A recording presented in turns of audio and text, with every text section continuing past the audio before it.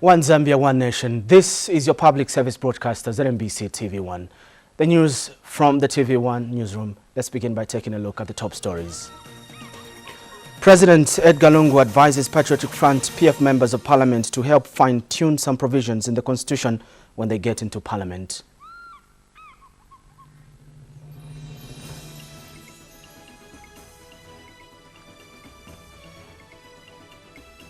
Kafue residents welcome President Lungu's decision to turn Kafue district into an iron and steel economic facility zone.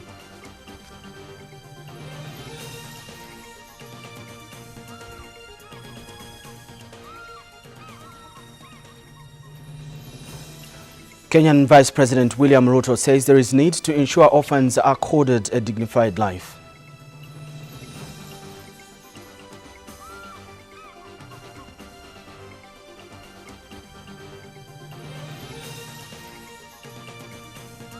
Making headlines in sports news this evening, soccer analyst Ruben Kamanga welcomes the appointment of Wedson Nyurenda as Zambia's national football team assistant and acting coach.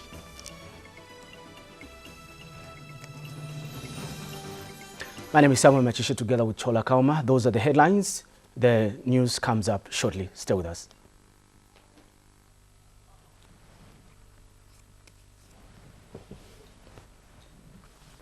For Africa.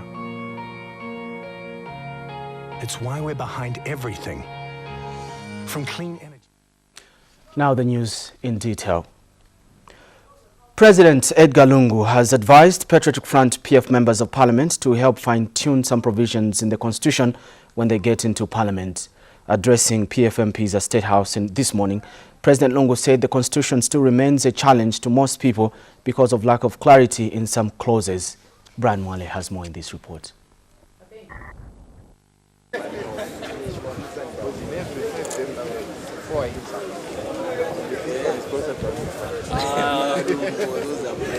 One by one, they arrive at State House and catch up, a month after emerging victorious in their respective constituencies.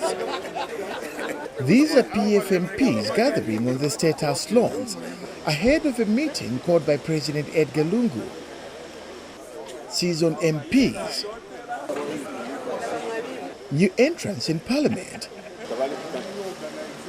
and those who cross from the MMD to the PF and won share a moment after an intense election.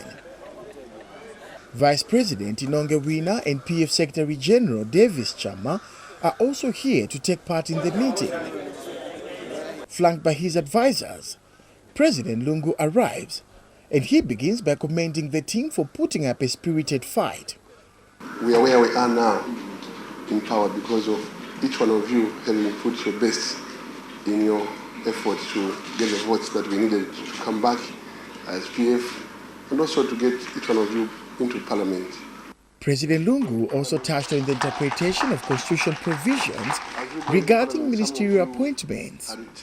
I will interpret the law the way I understand it myself, with the support of colleagues in State House and Attorney General's chambers, whether I can appoint 30, up to 30, by the way. There is a prescription of how many ministers can be appointed, and the ceiling is 30.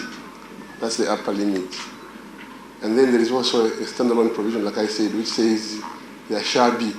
And even the definition, a provincial minister is defined, and a cabinet minister is defined. Being a combination of new and old MPs, President Lungu wants the PF team to blend and fine-tune the Constitution once in Parliament. Some of you are returning, others are coming for the first time. Some of you know each other, others don't know each other. It's important that we begin blending before we go into Parliament. So there's a lot of job for the Constitutional Court, but you can help us as we go to Parliament to fine-tune some of these loose constitutional provisions so that we come out with something which is coherent to an ordinary man on the streets. With all eyes set on State House to end speculations about who makes it into cabinet, President Lungu has told his MPs that no one has the right to insist that they have to be part of cabinet because appointments are his privilege. Brian Mwale, ZNBC News, Lusaka. And President Edgar Lungu has announced part of his cabinet, with PF Secretary General Davis Chama nominated as Member of Parliament and appointed as Defence Minister, while MMD President Felix Mtati is Finance Minister. The President has also named all the 10 provincial ministers and nominated 8 members of Parliament who have subsequently been appointed as Cabinet and provincial ministers. The elected MPs have been appointed pursuant to Article 116, 1 and 2 of the Constitution of Zambia, whilst the nominated MPs have been appointed pursuant to Article 69. Stephen Kampyongo is the new Minister of Home Affairs, while Harry Kalaba returns to Foreign Affairs. Meanwhile, the President has appointed former Home Affairs Minister Davis Mwila as Secretary General of the Patriotic Front, taking over from Davis Chama, who has been reassigned as Defence Minister. Lucky Mulusa has been nominated to Parliament and appointed Minister of National Development Planning, while Chitaluchi Lufia has been elevated to Cabinet as Health Minister. Joyce Nonde has been nominated MP and appointed Labour Minister, while Margaret Mwanakato returns to Commerce, Industry and Trade as Cabinet Minister. Sydney Mshanga is Central Province Minister, while Kabushi PF MP Boman Lusambo is Copperbelt Province Minister. And Kawambwa PF MP Nixon Chilangwa is the Provincial Minister for Luapula, while Malozo Sichone is Minister for Muchinga Province. Mporokoso PF MP Brani Mundubile is Northern Province, while Malambo MP Makebi Zulu has been appointed Eastern Province Minister. Nathaniel Mubukwano has been nominated MP and appointed Western Province Minister, while Edify Hamugale has also been nominated and appointed Southern Province Minister. Richard Kapita has been nominated and appointed Northwestern Province Minister, while Chongwe PF MP Jafet Mwakalombe has been appointed Lusaka Province Minister. The swearing-in ceremony of the Cabinet Ministers and Provincial Ministers will take place tomorrow, Thursday, September 15, 2016, at State House at 09 hours. The Cabinet Ministers and Provincial Ministers are expected to be seated by 08 hours. This is according to a statement released to ZNBC News by Special Assistant to the President for Press and Public Relations, Amos Chanda. The first sitting of the first session of the 12th National Assembly will commence on Friday, 23rd September 2016. Clerk of the National Assembly, Doris Mwinga, has announced this in a statement in Lusaka today. Mrs. Mwinga said this follows the issuance of a Gazette Notice number 591 by the Speaker of the National Assembly. She said all members of Parliament are to report to the National Assembly on September 18th for registration and orientation. Mrs. Mwinga said the registration and orientation will end on 22nd September. In other news this hour, the Ministry of Local Government and Housing has announced that all elected councillors, mayors and council chairpersons will be sworn in on Friday 16th September. More in the following report.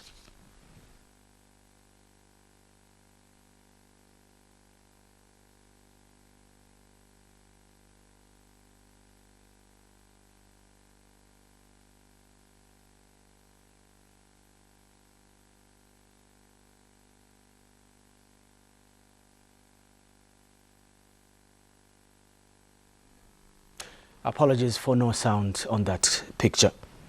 The International Criminal Court, ICC, has formally received a complaint on allegations of crimes against humanity allegedly committed by UPND leader Hakainde Hichilema and his party vice president for administration, Geoffrey Mwamba. A Lusaka law firm, Lois Nathan Advocates, has confirmed that the complaints on the alleged crimes against humanity committed by Mr. Hichilema and Mr. Mwamba was received by the ICC on September 1st, 2016. Lois Nathan Advocates recently wrote to the ICC on behalf of some Zambian victims to cite Mr. Hichilema and Mr. Mwamba for alleged crimes against humanity. This was on account of the violence and attacks that occurred in the UPND strongholds in the country after the August 11, 2016 general elections. Lois Nathan Advocates have also confirmed that 3 law firms registered with the ICC have agreed to participate in the possible prosecution of Mr. Hichilema and Mr. Mwamba for alleged crimes against humanity. This is contained in a letter by Lois Nathan Advocates addressed to a team leader of the alleged client victims' crimes against humanity. Let's take a break and we'll be right back with more news. On ZNBC TV1 main news, let's take you back to the Ministry of Local Government and Housing, where the Ministry of Local Government and Housing has announced that all elected councillors, mayors and council chairpersons will be sworn in on Friday 16th September. We have the details in this report. all the elected councillors, that is including mayors and council chairpersons, will now be sworn in on Friday, 16th September 2016, in their various localities. This will be presided over by the magistrates in the various localities. And further, the inaugural meetings for the town councils should take place on 23rd September 2016. In fact, that will also include the city councils and municipal councils. However, the ministry will give further guidance on the dates to hold the inaugural meetings and the installation of the mayors in the following councils. Number 1, that's Lusaka City Council, Ndola City Council, Livingstone City Council, Kitwe City Council, then Luansha Municipal Council, Chingola, Chirirabombwe, Mufrira, Kalulushi, and Choma Municipal Council. Minister of Local Government and Housing Permanent Secretary there, Amos Malupenga. Civil society organizations are optimistic that the decision by President Edgar Lungu in his inauguration speech to set up a commission of inquiry on post-election violence will help promote reconciliation and genuine dialogue among political players. Both the Southern African Center for the Constructive Resolution of Disputes, SACOD, and Transparency International Zambia TIZ feel the inquiry should not be restricted to post-election violence, but should also look into violence before, during the campaigns period. In welcoming President Lungu's announcement, SACOD Executive Director Boniface Chembe said the inquiry should promote reconciliation and address the plight of those affected by political violence.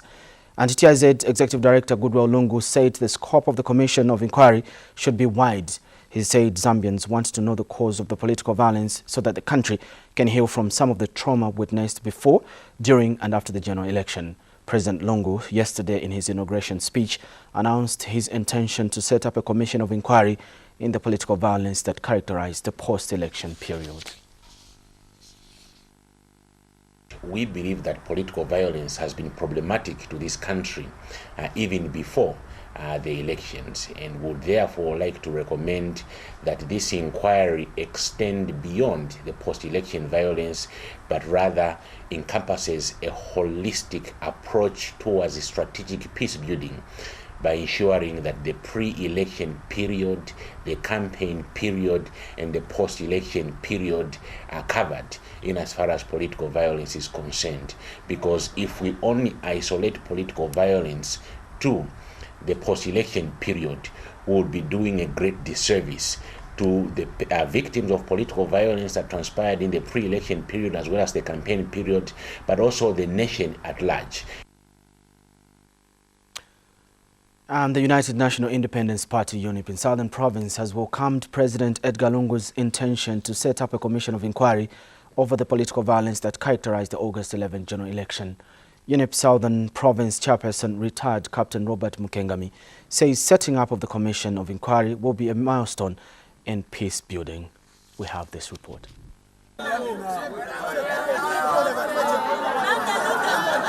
The 2016 August 11 general election is reported to have been characterized by a high turnout of voters.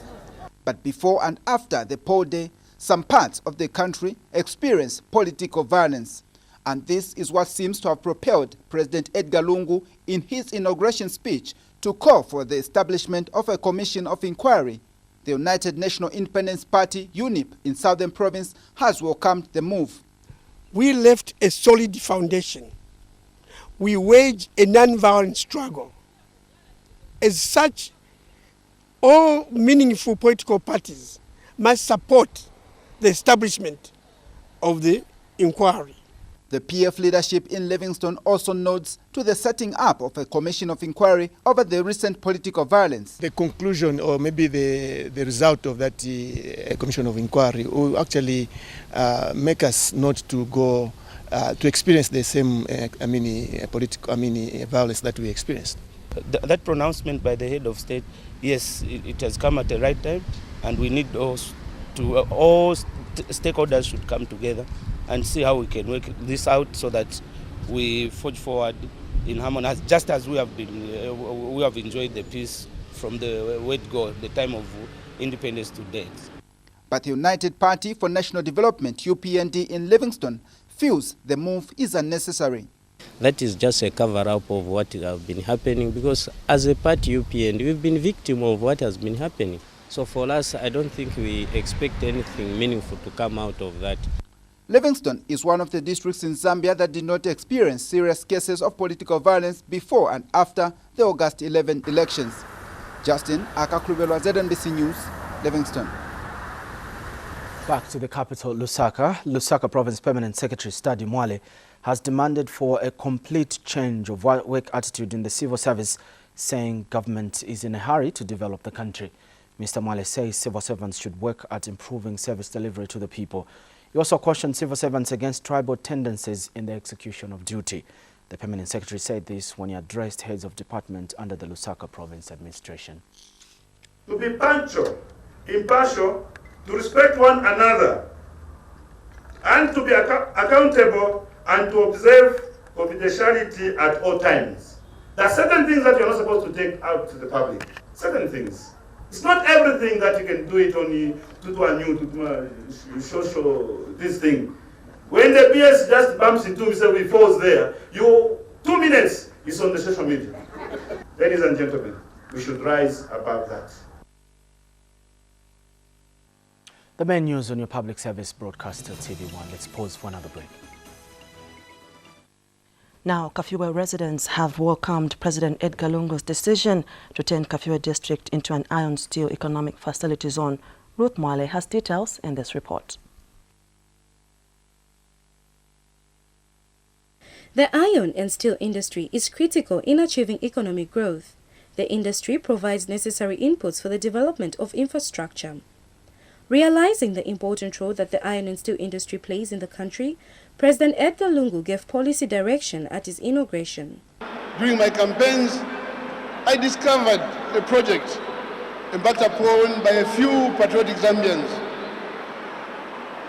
These compatriots, against all odds, have established an iron and steel plant in Kafue town. To this effect, in order to encourage such homegrown industries to thrive, I am making Kafue town an iron and steel facility economic zone. But what does this move translate for the local people in Kafue, which has a population of 219,000 people whose livelihood has been dependent on nitrogen chemicals of Zambia for jobs? It's a great one, especially for Kafue youths, because I believe that youths are unemployed, and the district itself has lagged behind in terms of development. So the move is a great one, and I know that it will change the face of the district itself. This thing is going to bring employment to the youths, and this kind of not working, it is going to end. That means a lot of youths will have something to do, they will be employed, they can keep their families. These are not the only ones. The elderly equally understand how the face of Kafue will change. It will definitely improve the economy of Kafue.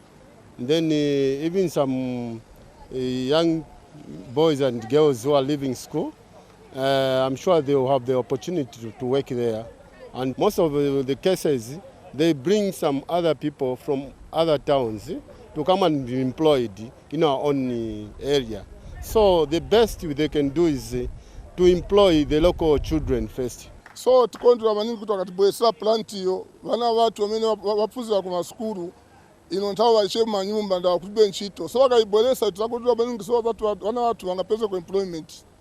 The residents are hoping that once Kafue is turned into an iron and steel economic zone, the fortunes of the area will change for the better. Ruth Mwale, ZNBC News, Kafue. Now, the inauguration of President Edgar Lungu and Vice President Inonge Wina is expected to trigger increased business activities in Lusaka's central business district. Some businessmen and women have told ZNBC News that business was slow before the inauguration ceremony of the president. Mark Zeligoni has details in this report. Majority of foreign and local businessmen and women deserted some of these trading places during the campaign period. But after the August general elections, some of the traders returned to their trading places and business is slowly returning to normal. The traders are hoping that with the inauguration of President Edgar Lungu and Vice President Inonge Wina, business will quickly pick up. I think before the inauguration, the business was so slow. As you can see from the area around, the car park was empty. People were not moving. People were not entering the shops because they were scared, maybe of violence and other things. But now after the inauguration, I think even from today, this morning, we can see people are flowing in, they are coming. I think the business is coming back to normal. Since that time Mr. Lungu was elected as a president, before he was inaugurated, things were not okay, according to our business, yeah. And we are hoping so that by this time he's in the office full time now, things will be okay. For these traders, the inauguration of President Lungu is a blessing that will help smile all the way to the bank. But after inauguration, maybe vizankara komushi. Kairi vonse vintu vinasira. Tina hope ya kuti vintu vizankara bwino. Ma foreigners like Botswana, ma Zimbabwean, benzoyopa kuti wangene. But this time, at least the business will be fine. Apart to expect business yara picking because kuno mokso ishatota inaugurate abantu bareti inogisa kuno especially kwati mwa marolo areas bari kwati omweso barefiro kwisa kuno but so apart to expect wajala bomi ya business. The traders have also urged foreign nationals to freely conduct their businesses and contribute to the growth of the economy. Mark Ziligone, ZNBC News, Lusaka. Now, various stakeholders in the agriculture sector in Livingstone have welcomed President Edgar Lungu's directive for senior government officials to engage in at least one agro-based activity. Livingstone District Cooperative Union Chairperson Ronique Mapanza says the directive will help the country stabilize food production. Angela Limonya has more in this report. This is the backbone of the economy here. Livestock farmers have settled in Lufanyama's Chati area. The area, which was once only known for these gemstones and huge forests, is now boasting of a vibrant and lucrative sector. We do business by plowing, farming activities like plowing, and by providing us with milk, providing us with money. If we sell the cattle, you take our children to school. Kulima tulima mukakatula lya nokushitira shiti emkwa namanyuwa tulabiko ma gardens namabala wonse tulabula. The animals are rich and definitely scoring it big for these farmers here. All you see around Chati are massive heads of cattle. Beautiful as these animals are, there's something that is very wrong here. The farmers are worried and want government to act now. We need to be assisted by the government by having our own drugstore here, animal drugstore, so that each and everyone, even other farmers, can manage to buy from our drugstore. But today, they have a reason to smile. A deep tank has been built at a cost of over 500,000 kwacha to address animal diseases. Now I want to urge you all that this deep tank is for the whole community of Chisangwa. And all of us, we should be concerned and make sure that this deep tank is kept well. I would like to urge the Chisangwa Deep Tank Committee and the Chisangwa community at large to jealously regard this government property which you have been given. More than 1,000 animals have been brought here today to be dipped. The deep tank is one of the tools we use to control disease by way of dipping the animals. Because when animals get the ticks from the environment, so when they come to dip, then the ticks will die and there will be no disease coming to the animal. As for the Department of Livestock, the future of the sector in Lufanyama is bright. As a district, well, those were livestock farmers in Lufanyama requesting government to invest in animal laboratories and vaccine. Now, various stakeholders in the agriculture sector in Livingstone have welcomed President Edgar Lungu's directive for senior government officials to engage in at least one agro-based activity. Livingstone District Cooperative Union Chairperson Runik Mapanza says the directive will help the country stabilize food production. We have details in this report. Now, Stanbic Bank says it will on Friday temporarily shut down branches for 2 days across the country to pave way for the bank's transition into a new core banking system. Stanbic Bank Zambia Head of Corporate and Investment Banking Helen Lubamba says the bank will resume its operations on Monday after the successful transitioning of the banking system. Ms. Lubamba says the new core banking system called FinCo will achieve greater operational efficiency. She was speaking at a media briefing held in Lusaka at Pamozi Hotel this morning. We'll begin the transition on Friday, 16th of September, that's in 2 days' time, when we will shut down both our branches and our systems to the general public, as well as our clients. But we will be up and running by 8 a.m. on Monday, 19th September. So all our branches will close on Friday at 14 hours. And alternative channels will shut down at 17 hours. So the branches will physically close their doors at 14 hours, but in the background, some of our business and even personal market clients, for example, carrying out the internet banking, can be doing that in the background, but at 17 hours, even those systems will shut down to reopen and available for use at 8 a.m. on Monday, the 19th of September. Well, that's all we had for you on Business News tonight. Thank you so much for watching and good night. Two other stories making up main news this hour. The Zambian mission in Turkey has mobilized the consignment of professional video cameras and editing suites with accompanying accessories for the Zambia National Broadcasting Corporation. The broadcast equipment will help enhance ZNBC's coverage of developmental projects in the country. Zambia's ambassador to Turkey, Miriam Mulenga, says the broadcast equipment has been sourced from the Turkish International Cooperation and Coordination Agency, TICA. The equipment, worth close to $60,000, has since been handed over to the Zambian mission in Ankara by TICA Vice President for Africa, Ali Maskan. Ambassador Mulenga has described the gesture as a demonstration of true friendship and Turkey's commitment to supporting Zambia in various areas of need. She also commended TICA for offering training to 10 ZNBC staff in camera and editorial work at the Turkish Radio and Television TRT Training Center in Ankara. Meanwhile, the Zambian mission is also engaging TICA to assist Zambia with ambulances to enhance delivery of quality health care through timely transportation of referral cases to hospitals.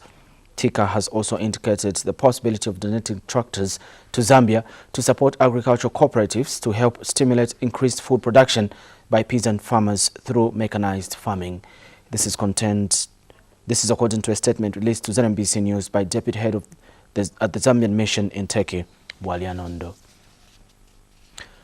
Kenyan Vice President William Ruto says there is need to ensure orphans are accorded a dignified life.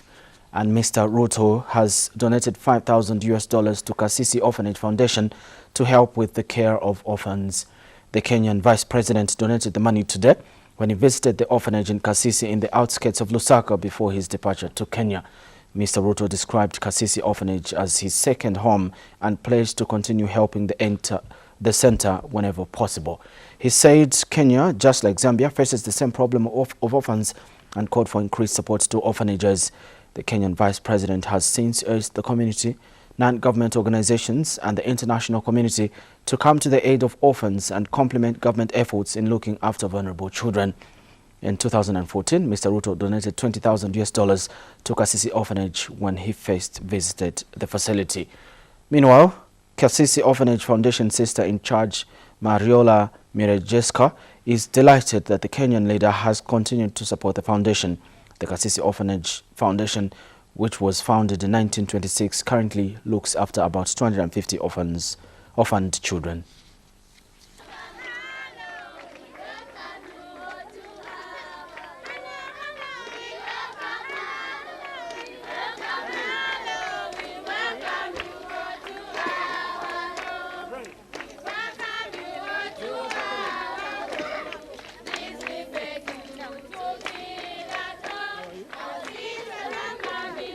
this home are our children.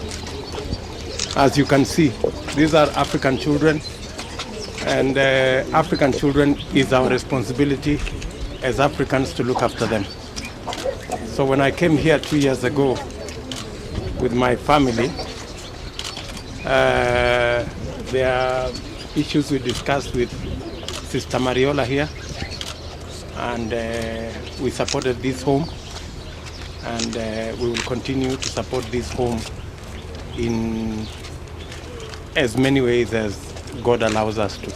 It's for us very nice surprise, and we are very grateful that he came once, but he still remembered Kasisi, and he decided to come again on his way to the airport. So we are very happy, we are very grateful. I think it means a lot for the children to see the same person for the second time.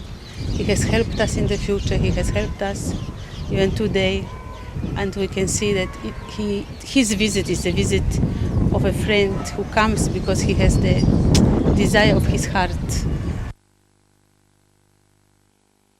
A 47-year-old woman from Lundazi is appealing for financial assistance to enable her travel outside the country to seek medical treatment for a growth on her face. Virginia Ndlovu has a growth that is covering almost her face.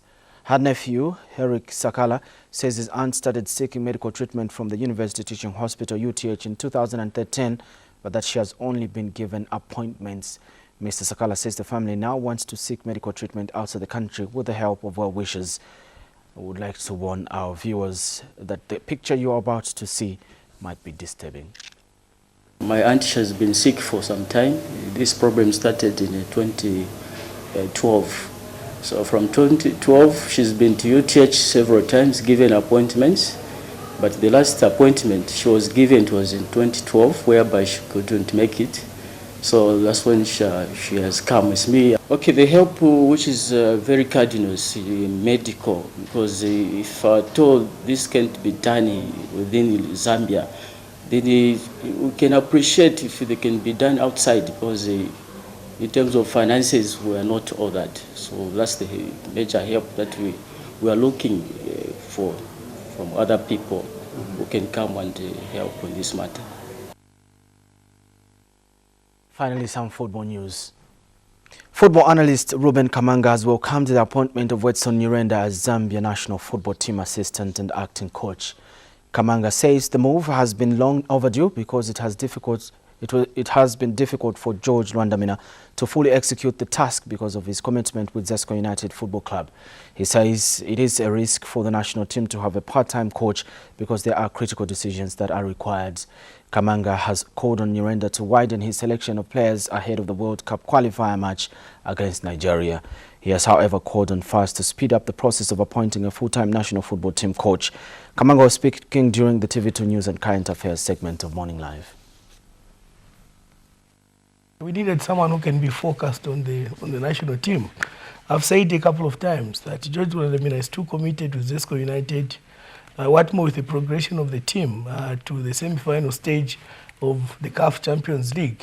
His attention is diverted. He has also to focus on the local league. And in the next couple of weeks, he has to play 2 vital fixtures against the Sundowns of South Africa. That means he will not have time to focus on a selection of players who are supposed to be adequately prepared for the massive assignment against Nigeria on the 9th of October. That football item brings us to the end of the main news this hour. Let's leave you with the headlines. President Edgar Lungu has advised Patriotic Front PF members of Parliament to help fine-tune some provisions in the Constitution when they get to Parliament.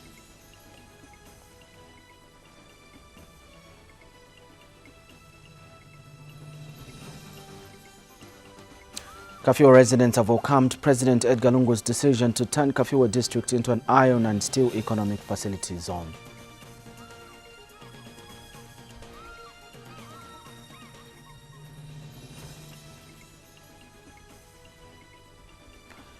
Kenyan Vice President William Ruto says there is need to ensure orphans are accorded a dignified life.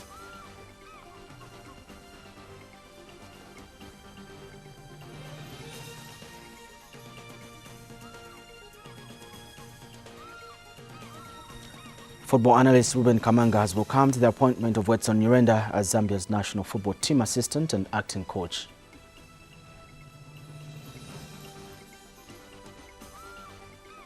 Stay tuned to ZNBC TV1 for more news at 22 hours. My name is Samuel Machichi, together with Chola Kauma on sign language, and the entire news and studio crew will be with you at 22 hours.